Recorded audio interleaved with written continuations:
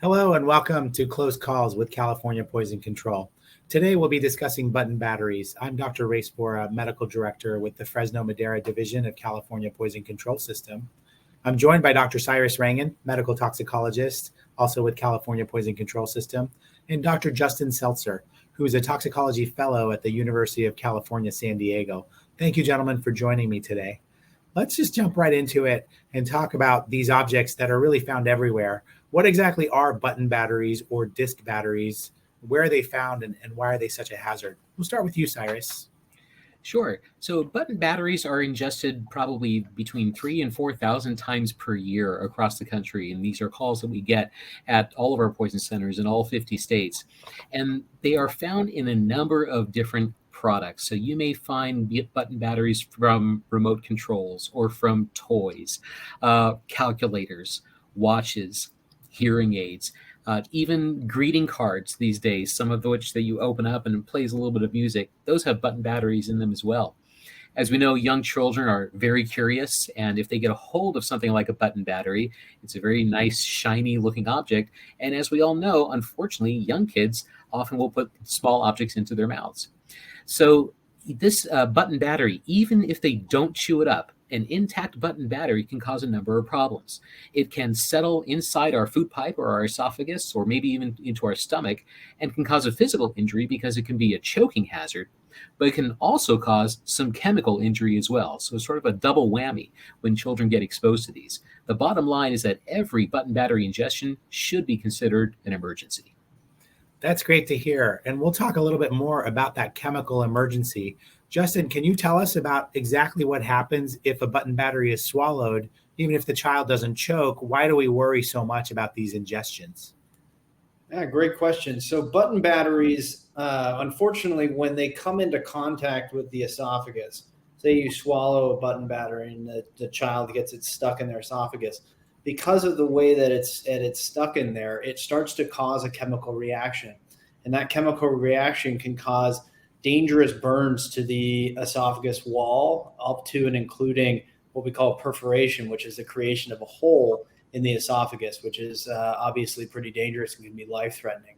Additionally, button batteries can block the esophagus, causing what we call an impaction, which can prevent even saliva from going down the esophagus. And that in and of itself, even if the button battery isn't causing any electrical injury or any burn injury, can cause injury to the esophagus as well. So button batteries have a twofold risk with them, and that's the reason why we want to get them out so fast. How long does that take? The picture here says 3 hours. We could sort of see the button batteries have caused some discoloration and burns. This sounds like it could happen quite quickly. Yeah, so the chemical reaction starts right away. So once that button battery is in there and it's in contact with the wall of the esophagus, that reaction starts instantly and will continue burning until it's removed. And so we generally try to get these out as soon as possible at a absolute maximum of 6 hours if we're say somewhere that doesn't have the appropriate specialist and the patient needs to be transferred. It's a real emergency that requires rapid action to prevent permanent damage to the esophagus. Sounds like you're both saying that this is a very high risk ingestion.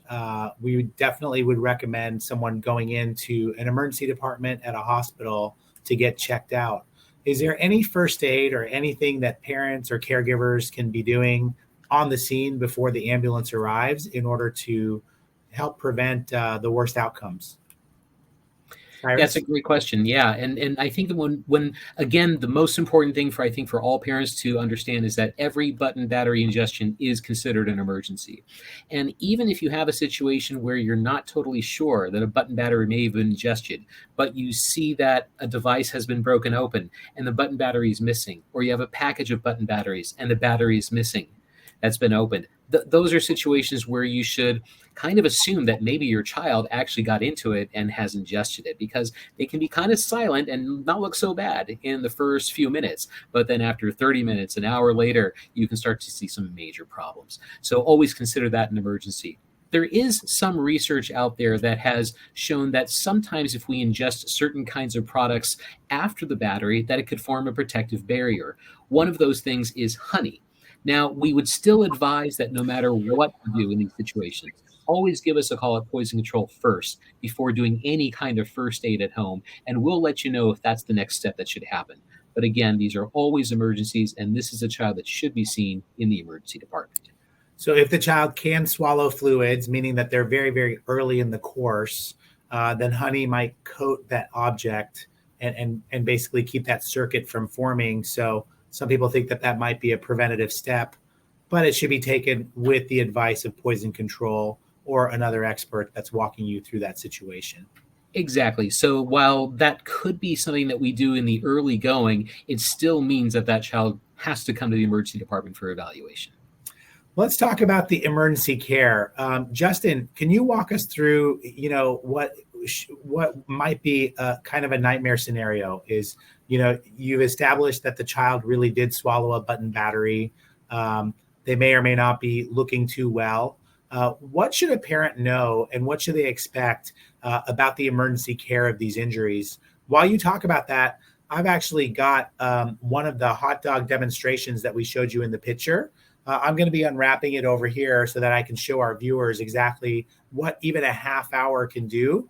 We showed you the 3-hour picture. I think people will be surprised about what the 30-minute picture looks like because this is just a half hour. So while you're talking about the stories that we hear on our poison control hotline, I'll be unwrapping a hot dog to show our viewers. Go ahead. Right. So it's important to recognize that this is, like all of us have been saying before, this is a real emergency. And so it will be treated as such. And we will rapidly assess your child. We will obtain an x-ray. And it's important to know that that will happen and that it's necessary for it to happen for 2 reasons. One, the x-ray will tell us where the button battery is in their body, because that can dramatically change what we would do about it. If it's sitting in the esophagus versus it's in the stomach or somewhere else. And the second part of that x-ray is it will tell us if a perforation has happened. It may not tell us perfectly if that's the case, but generally we might see some abnormal located error, and that x-ray can help us quite a bit to figure that out, because that, if there's what they call a perforation, that is a much bigger deal and it changes significantly what the management would be. Assuming that it's in the esophagus and that there is no sign of perforation, we would engage the services of gastroenterology, usually pediatric gastroenterology.